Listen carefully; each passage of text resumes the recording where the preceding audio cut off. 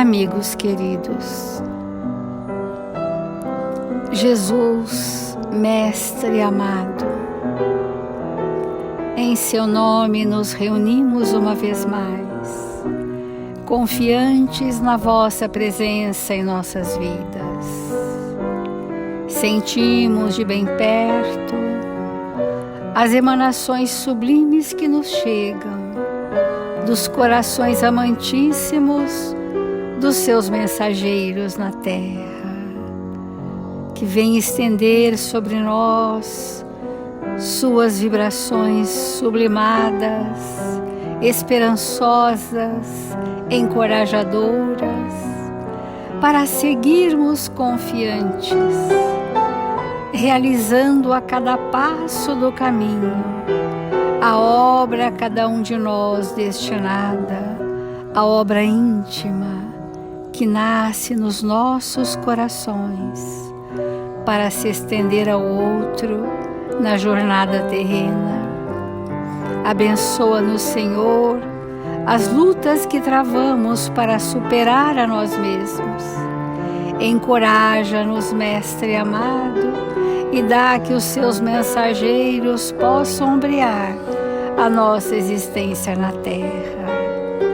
Aqui estamos em súplica constante pelos que sofrem, pelos que dão testemunhos de sua dor nesta hora, por aqueles que estão prestes a partirem para o mundo espiritual e que estão nos momentos últimos da existência na terra, e para todos aqueles que já estagiam nas esferas espirituais, porém recém-libertos do corpo físico, que clamam pelas nossas preces para que haja alento em seus corações.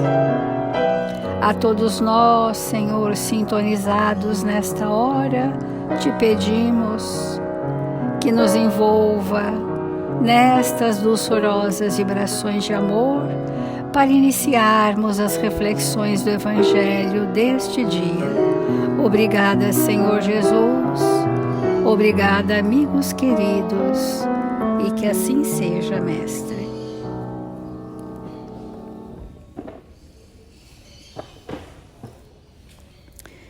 Do Evangelho segundo o Espiritismo, o capítulo 5, Bem-aventurados os aflitos.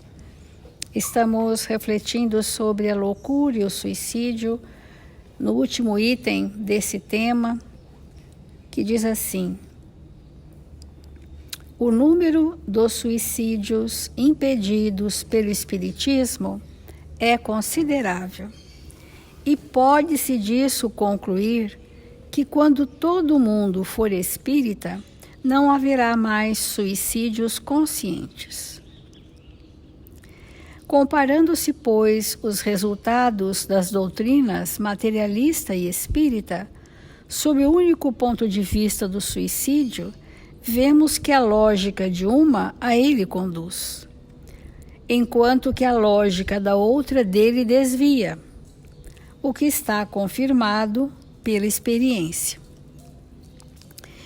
Então, nós todos os dias estamos falando das doutrinas materialistas, que são, via de regra, imediatistas quanto à sensação do prazer fugaz, que estão atreladas às sensações materiais e que negam a existência da alma e da sobrevida após a morte. Sintetizando, esse estado do pensamento equivocado que estagia nesses conceitos, sem o discernimento da verdade, podem ser facilmente induzidos ao suicídio.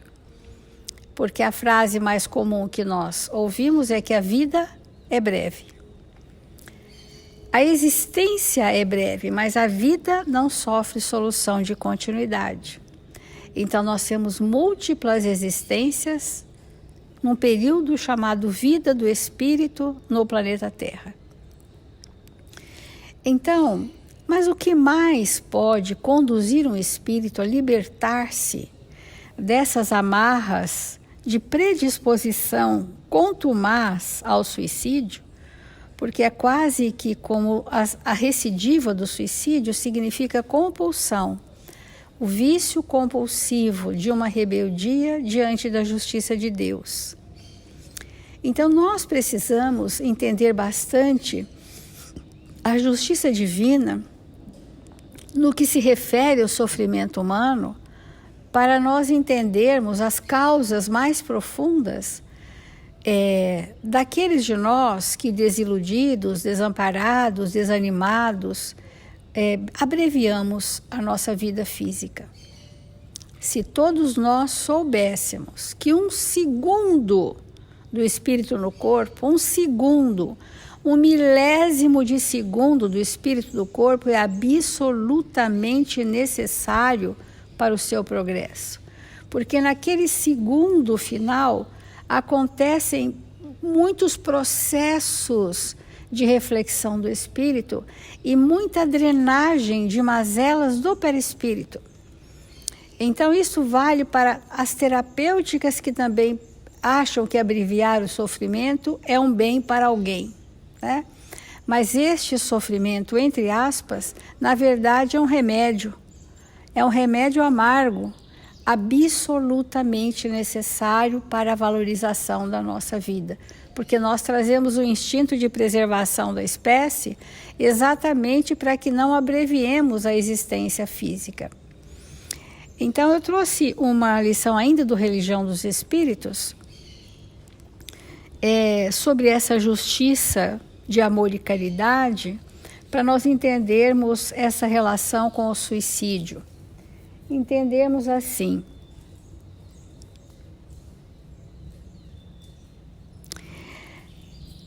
sempre que te reportes à justiça, repara que Deus a fez assistida pelo amor, a fim de que os caídos não sejam aniquilados. Onde passes, compadece-te dos vencidos, que contemples à margem. Então, primeiro, porque nós vamos falar de nós em relação a estar com o outro, que é o início de uma terapêutica do espírito, né? O compadecimento, a compaixão, a piedade que nós devemos desenvolver por todos os espíritos em estados de perturbação, nos diversos graus de tormento, até os graus maiores de transtornos, essa é a primeira prática de sermos espíritas, depois do conhecimento adquirido. Então, compadecimento, porque muitas vezes, diante dos desatinos da humanidade, nós ficamos na indignação, porque ainda há resíduos em nós daquilo que ele passa. Ainda há referência em nós daquilo que ele vive. E, portanto, a nossa, entre aspas, indignação, às vezes raiando para a revolta ou a incompreensão sistematizada do mal do outro, não compreendo o mal do outro, eu reajo agressivamente, eu abandono, eu me desespero, eu rejeito, menos faço a parte que me cabia naquela relação. Então vamos ver que essa trama complexa que gera um planejamento reencarnatório para nos libertarmos da tendência de abreviar a vida física, começa por isso. Muitos choram, pranteiam as ilusões que lhes trouxeram arrependimento e remorso. Aqui vamos ao perfil dos sofredores. E muitos se levantam ainda sobre os próprios enganos. A maneira de trapezistas inconscientes ensaiando o último salto ao precipício da morte. Estão caminhando para a desencarnação precipitada e às vezes não percebemos. Porque aqueles conteúdos, muitas vezes, para nós, nos incomodam sobremaneira. E um indício de que aquilo me incomoda muito, muito, muito, é a indiferença. A indiferença não é eu não sinto nada. Eu evito estar com o outro porque eu não dou conta. Então, pranteiam, choram, se arrependem, têm remorso, mas estão indo inconscientemente para o precipício da morte. Alguns precisam do teu consolo, mas fogem-te à presença. Muitas pessoas dizem, eu não preciso de ajuda. A gente ouve isso todos os dias. Eu estou bem como estou, mas está se precipitando ao abismo da morte. Alguns não precisam do teu consolo, fugindo-te à presença com receio da verdade, que te brilha na boca. É tão interessante a evitação da verdade, né? Isso ainda nos ocorre. E outros descreiam, são os incrédulos, do poder renovador do trabalho. Porque a terapêutica mais saudável para reciclar e renovar o nosso campo mental é o trabalho. Então, rejeitam a ajuda, temem a verdade e são incrédulos. Preferem rolar no vício, descendo mais cedo o degrau do sepulcro. Preferem, são escolhas. Mas nada é irremediável perante a grandeza do amor de Deus. Porque um planejamento reencarnatório é de probabilidades. A probabilidade do êxito é maior do que a probabilidade do fracasso, por isso tem uma medida justa. Nós não recebemos atividades e programações planejadas para o fracasso, nós recebemos para o sucesso. Então existe uma probabilidade que até é significativa de nós repetirmos pelas más tendências os padrões repetitivos que trazemos na nossa mente. São padrões que se cristalizaram e que geram as nossas ações compulsivas.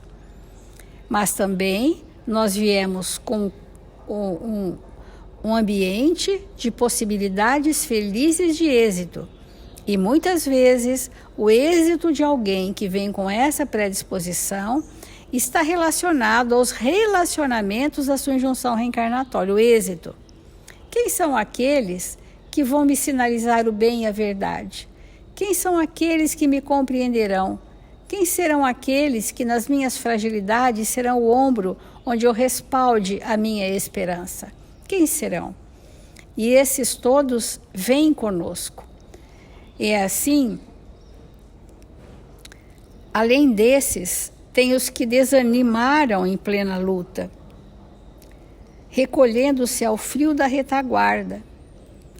E há aqueles outros que enlouqueceram de sofrimento, porque o sofrimento, quando ele perpassa a nossa emoção doente, ele foge à lucidez da razão, é uma força cega. E então, nesse momento, que o enlouquecimento se faz sempre, sempre, sempre acompanhado de companhias espirituais perniciosas. Os processos obsessivos vão se instalando desde o desânimo e vão se concretizando no enlouquecimento pelo sofrimento, que já não é mais o seu sofrimento pessoal, mas já se torna um sofrimento coletivo. E esse sofrimento coletivo dessas mentes ainda imaturas, que se servem de obsessores, potencializam o quadro que nós trouxemos para resolver nessa encarnação. Então, os que se transviaram à míngua de reconforto e os que se abeiram do suicídio, tomados pelo superlativo desespero. Então, vamos refletir quanto a nós mesmos. Quantas vezes um problema significativo, uma aflição terrena, se transforma num drama em nossa vida, porque esse drama já está potencializado por uma ação obsessiva.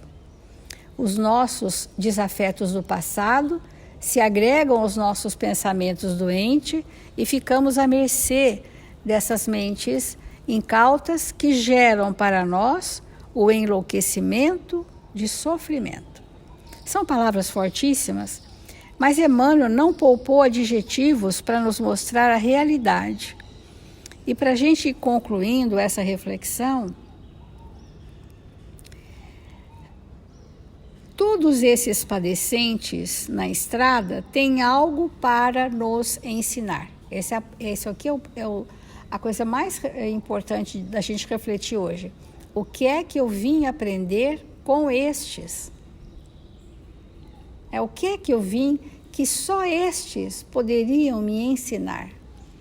E Emmanuel dizem assim: os que tombam esmagados de aflição induzem-te ao serviço pelo mundo melhor.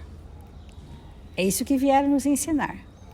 A criarmos um mundo melhor a cada dia mais, que começa no mundo íntimo e se estende ao mundo em que vivemos. E os que se arrojam a monstruosos delitos falam sem palavras em louvor do equilíbrio de que dispões, auxiliando-te a preservá-lo. Então me ensinam a estruturar o equilíbrio em mim mesmo, a me manter em estado de equilíbrio, mesmo que o outro se destempere. Porque é natural que quando um se destempera, se desarvora, o outro se contagia. Mas isto, para nós que precisamos já adquirir um equilíbrio, precisamos ter o nosso próprio equilíbrio para ter o que dar de nós. Porque se a gente se fragiliza junto, nós não conseguimos socorrer nem auxiliar ninguém. Então, só para a gente finalizar, ao pé dos maiores celerados da terra, Deus colocou mães que amam. Embora esses filhos desditosos de sua bênção lhes transformem a vida em fonte de lágrimas. Muitos filhos transformam a vida da mãe em lágrimas, mas essa mãe foi escolhida pelos amigos espirituais porque só ela tinha suficientes recursos para nutrir o seu espírito da verdade a ponto de te manter vivo, encarnado. Isso é espetacular. Às vezes uma avó, às vezes um irmão, às vezes um grande amigo. São espíritos do nosso contexto reencarnatório que nós perguntamos, mas tal pessoa vai? Então eu irei. Eu vou encontrar tal pessoa lá? Sim, então eu irei. Porque, amigos queridos, reencarnar é um grande desafio. Aqueles de nós que vivemos na mesmice não chega a ser desafio, porque estamos abastados das coisas do mundo. Mas aqueles outros de nós que já despertamos algo e já temos uma certa noção das responsabilidades que nos cabem, é um desafio. A qualquer momento nós podemos escorregar, porque não estão sanadas as nossas más tendências. E também entender, quando o outro está desatinado, que nós, diz Emmanuel, não lhes conheces a história desde o princípio e não percebes agora a causa invisível da dor que degrada, que os degrada. Então, esta visão acanhada de olhar um comportamento está anos-luz distante de olhar como espírito, para adentrar uma história milenar que tem agora esse quadro de memória para ser resolvido. Mas esse aspecto que a pessoa trouxe, que nós trouxemos, é uma faceta de um ser milenar com talentos divinos. E, progressivamente, nós iremos entrar nessa temática, qual é a terapêutica do espírito, nessas condições que hoje, no planeta Terra, o número se avoluma assustadoramente. Vamos refletir.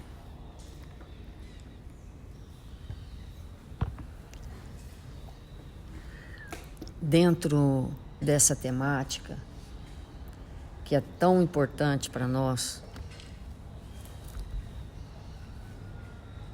em que nós vamos sentindo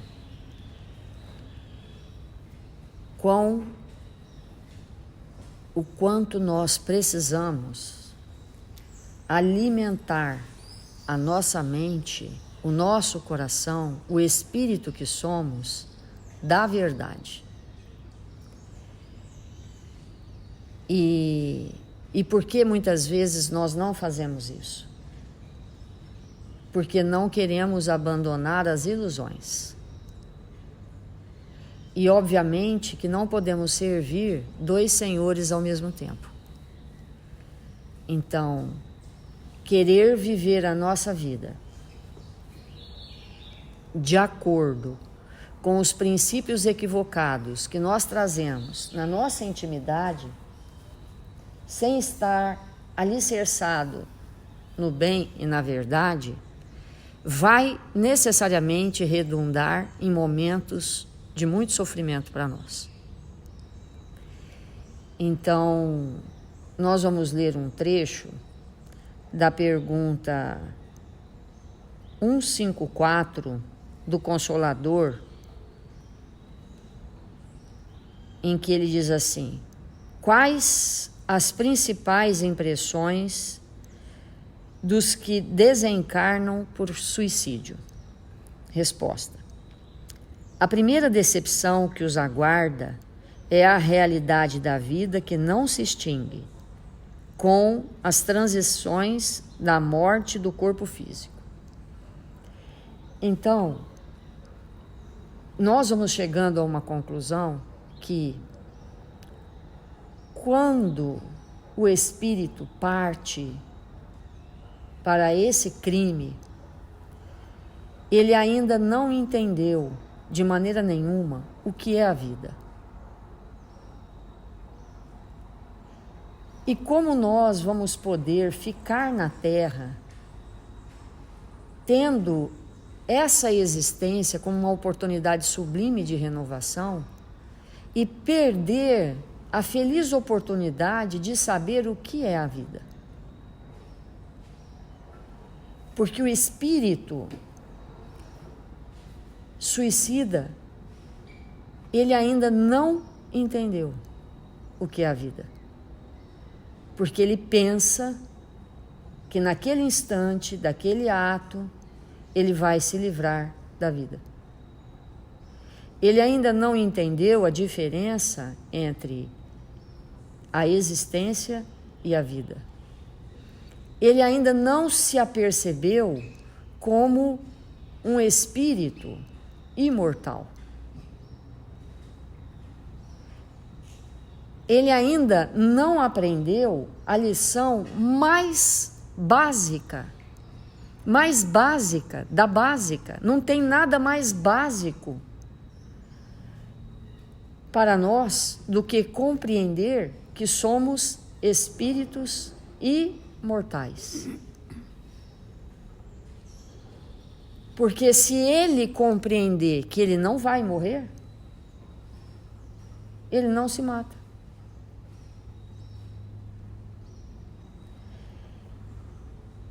E esse entendimento, ele não pode ser no nível intelectual. Então nós, como casa espíritas, quando eu digo nós como casa espírita, eu estou dizendo que cada um de nós é a própria casa espírita. Porque todos nós temos uma mente, e a mente é a casa mental do espírito. E se a minha mente aceita e vive os preceitos espíritas, então sou a casa espírita. E as casas espíritas, elas precisam fazer um trabalho muito profundo para auxiliar todos os espíritos a compreender a vida.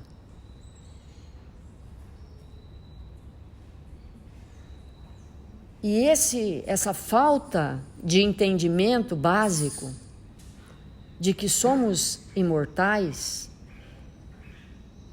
contribui muitíssimo para o equívoco do suicídio. E quando Emmanuel nos esclarece que a primeira decepção é essa realidade que se chega, nós vamos entender que naquele momento começa para o espírito um grande transtorno. E esse transtorno, que começa no milésimo de segundo após aquele gesto, esse transtorno precisa também, igualmente, ser muito estudado por nós. Porque esse transtorno, ele causa dores inimagináveis para o espírito. Esse transtorno chama-se culpa. Todos nós já sentimos alguma culpa, com certeza. E a culpa é algo que dilacera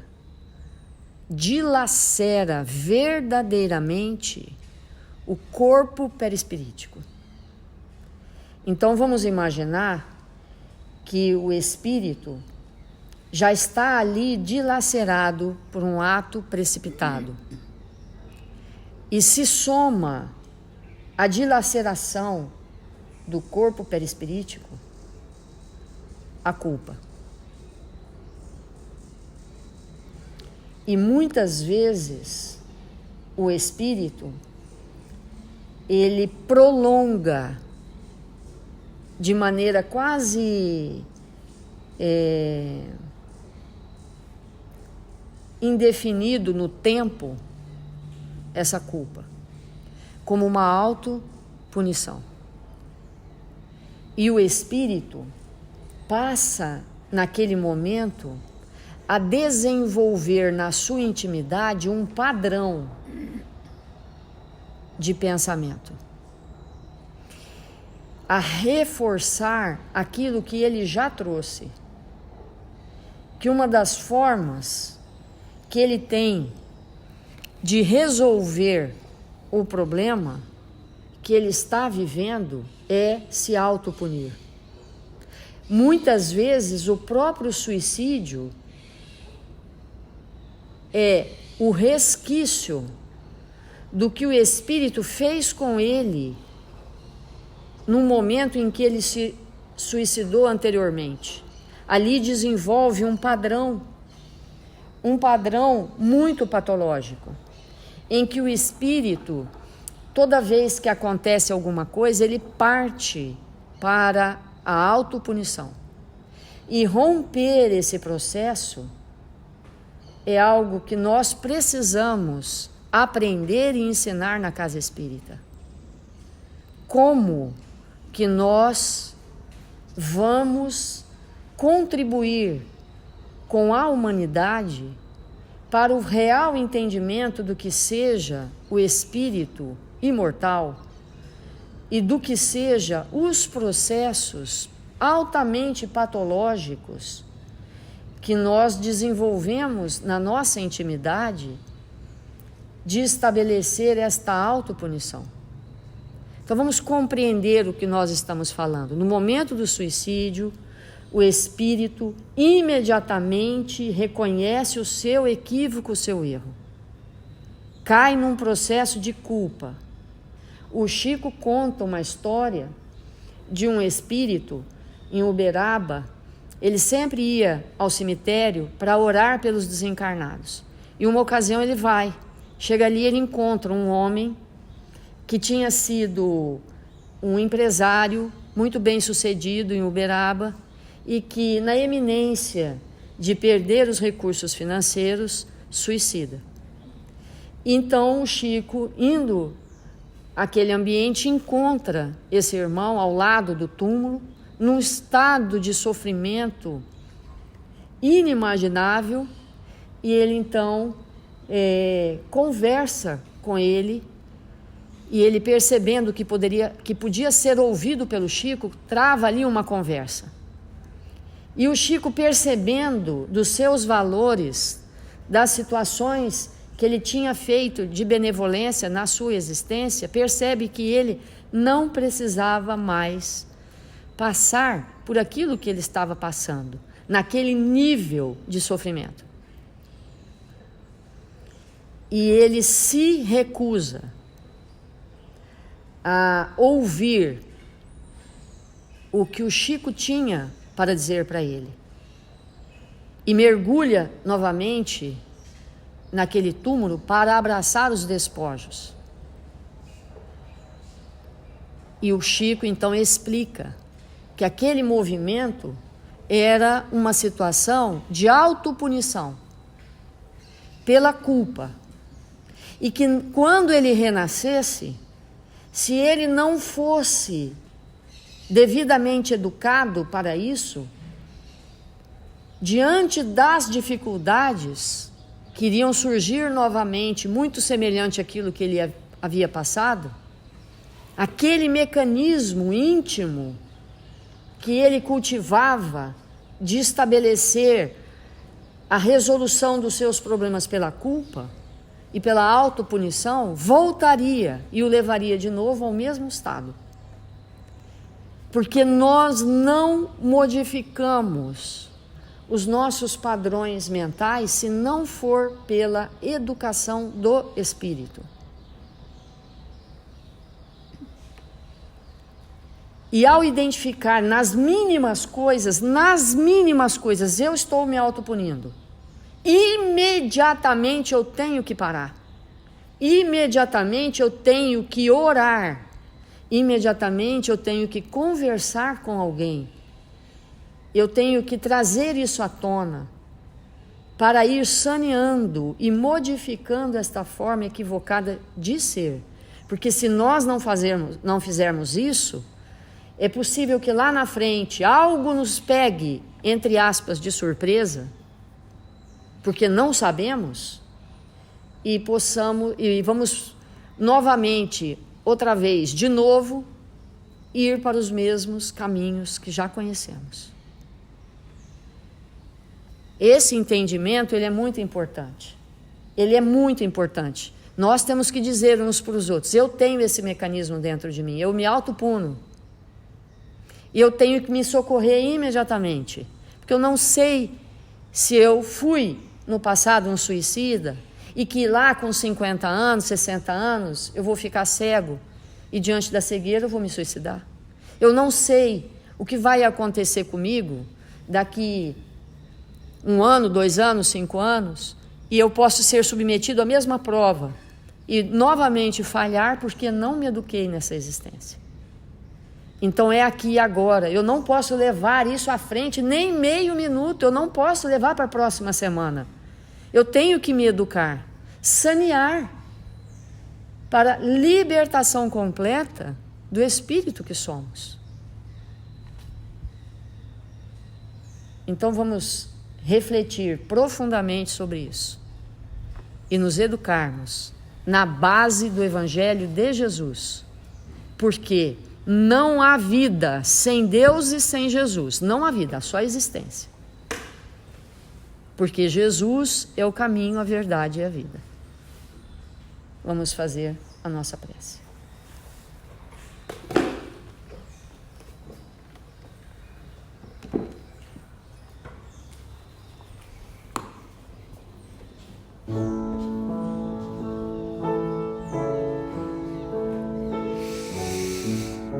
Senhor Jesus,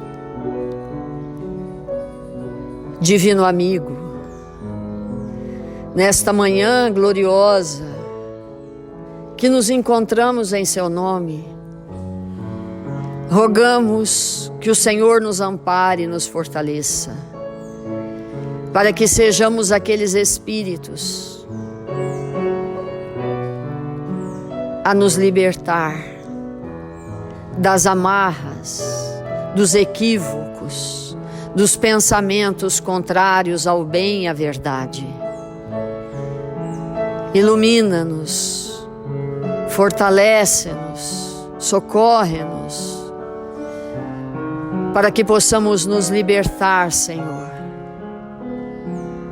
e libertos, caminhar na luz do Seu amor.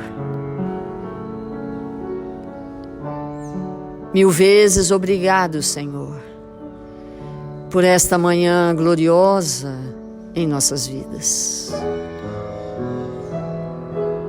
Que estejamos amparados, que possamos ser socorridos nas nossas necessidades. Se estamos tristes, recordemos as lições imorredoras de Jesus para nos fortalecer. Se nos encontramos desanimados, vamos estender as nossas mãos para os caídos. Vamos socorrer aqueles que nos buscam, que necessitam de nós. Se ignoramos as lições de vida eterna, Senhor, que saibamos buscar nos ambientes mais adequados o conhecimento, para colocá-lo em prática na nossa vivência e assim nos libertarmos da ignorância.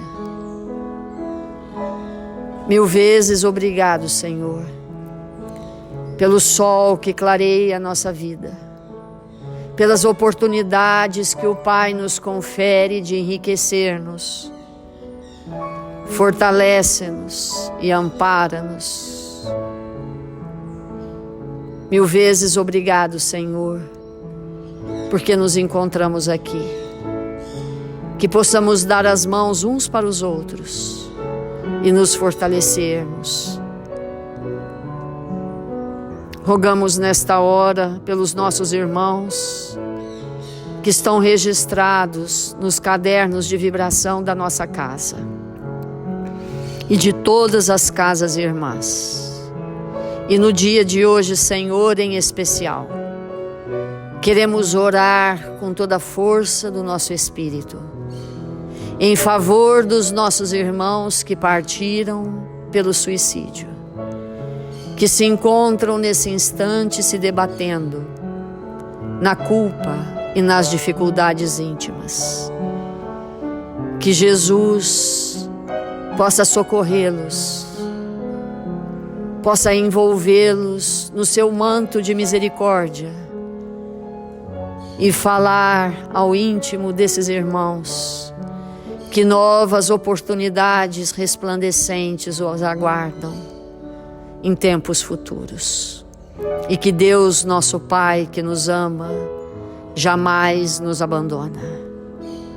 E rogamos ainda, Senhor, por aqueles irmãos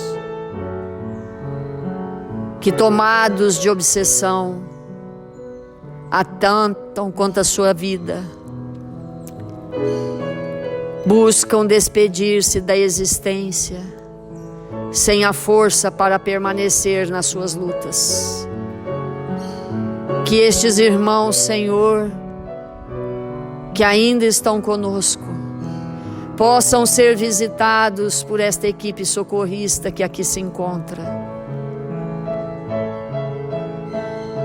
E que estes espíritos, irmãos nossos ensombrados, nas dificuldades íntimas, desenfaixados do corpo, que estabelecem processos obsessivos cruéis, possam nesta hora serem conduzidos pelas servas de Maria aos ambientes de tratamento de que são necessitados, oferecendo uma trégua a esses irmãos que lutam para aqui permanecer. Que esta casa, como todas as casas irmãs, possa receber esses irmãos obsediados durante o refazimento do corpo físico iniciando o tratamento espiritual. Que nesta manhã, todos nós que nos sentimos razoavelmente equilibrados, possamos estender as nossas mãos sobre esses irmãos necessitados, oferecendo do que temos de melhor. Que Deus, nosso Pai, envolva-os com todo amor, e que assim seja.